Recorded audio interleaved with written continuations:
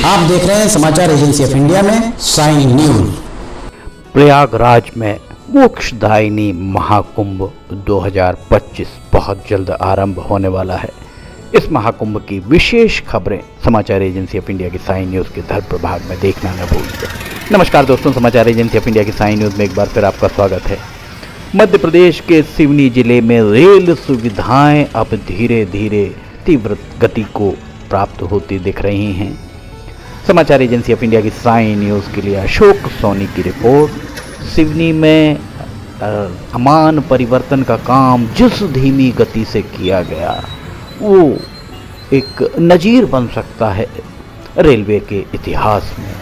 समाचार agency of India की Sai news के द्वारा 200 से ज़्यादा एपिसोड इसी रेलवे को लेकर दिखाए गए थे और तत्कालीन सांसद बालाघाट संसदीय क्षेत्र का ये हिस्सा था। तत्कालीन सांसद डॉक्टर ढाल सिंह बिसेन को बार बार इस मामले में जगाने का प्रयास किया गया था, किंतु जिस गति से और जिस स्तर का भ्रष्टाचार के आरोप इस काम में लगे थे वो वास्तव में बहुत दुखदाई माना जा सकता है सिवनी जिले के लिए।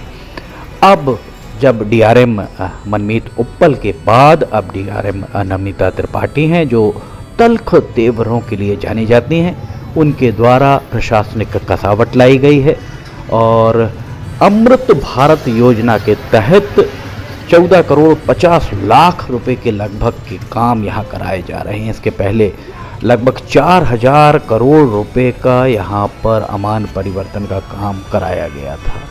देख सकते हैं कितना सुंदर तरीके से रेलवे स्टेशन को बनाया जा रहा है।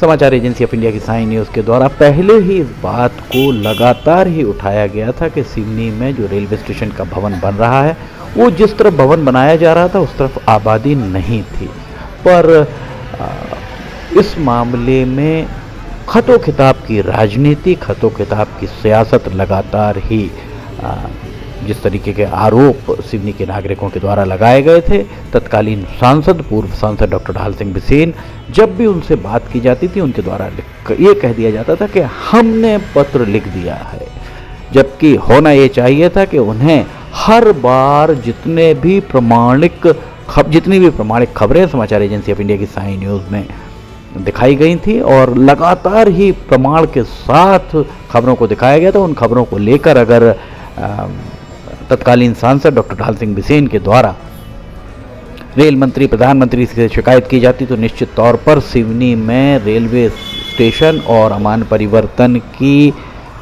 गति कुछ और रहती और उसकी दशा कुछ और रहती।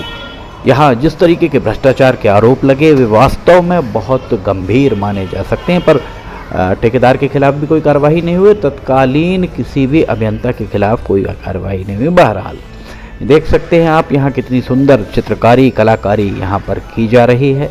और आपको ये बता दें कि अब चूँकि दिल्ली से फिरोजपुर से दिल्ली होते हुए सिवनी सीधी रेलगाड़ी आरंभ हुए लगभग 1 साल बीत चुका है।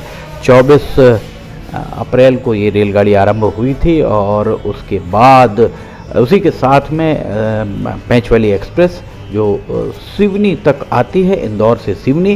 पर अगर आप सिवनी से जाना चाहते हैं तो आप नहीं जा सकते, आपको छिंदवाड़ा से जाना पड़ेगा। छिंदवाड़ा तक वो रेलगाड़ी छिंदवाड़ा से आरंभ होती है और इंदौर तक जाती है और आने वाली वही रेलगाड़ी इंदौर से आरंभ होती है और सिवनी तक आती है। बहुत आश्चर्य की बात है। इस बात को न तत्कालीन सांसद डॉक्टर ढाल सिंह बिसेन रेखांकित कर पाए ऐसा प्रतीत होता है, न ही वर्तमान सांसद भारती पारधी के द्वारा इस मामले को पुरजोर तरीके से उठाया जा रहा है। देखा जाए तो सिवनी को रेल सुविधाओं के मामले में बहुत समृद्ध किया जा सकता है। कितने सुंदर यहाँ पर नज़ारे दिखाई दे रहे हैं। समाचार एजेंसी ऑफ इंडिया की साई न्यूज़ के लिए अशोक सोनी की रिपोर्ट। समाचार एजेंसी ऑफ इंडिया की साई न्यूज़ ने इसके पहले भी यही जानकारी आप तक साझा की थी कि सिवनी में चूँकि रेलगाड़ी आरंभ हो गई है और अब पैंच जाने वाले कुछ टूरिस्ट इस रेलगाड़ी का लुत्फ भी उठाते हैं, इसके जरिए भी आते हैं और सिवनी में अगर वे आएंगे तो यहाँ किस तरह से क्या छवि लेकर जाएंगे ये सोचने की बात है। अभी भी यहाँ काम चल रहा है और हम आपको बता दें बिना किसी सुरक्षा उपायों के हेलमेट भी आपको कोई पहने नहीं दिख रहा होगा, किसी तरह के सुरक्षा जैकेट्स भी नहीं हैं, जैसा काम पहले चल रहा था वैसा ही अभी चलता हुआ यहाँ पर दिखाई दे रहा है। सुरक्षा के कोई साधन यहाँ पर नहीं दिखाई दे रहे हैं। समाचार एजेंसी ऑफ इंडिया की साई न्यूज़ के लिए अशोक सोनी की रिपोर्ट। वैसे आप देख सकते हैं उस समय में यहाँ सीढ़ियाँ जब बन रही थी तो कोई यहाँ पर सूचना पटल नहीं लगा हुआ था। ये वर्क इन प्रोग्रेस और किस तरह से कुछ सुंदर तरीके से यहाँ पर बंद कराया गया।